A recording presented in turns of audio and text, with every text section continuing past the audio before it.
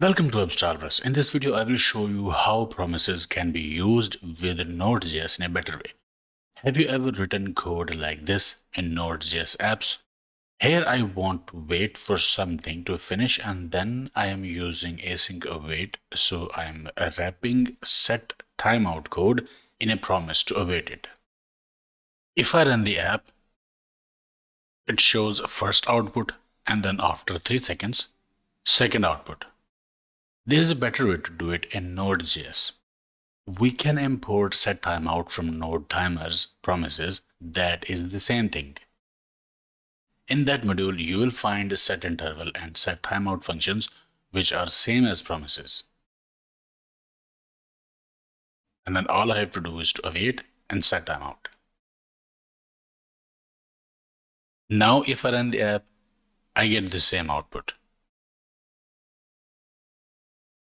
This is better and more readable. Okay, I hope it helped. Like, share, subscribe, and I will see you in the next one.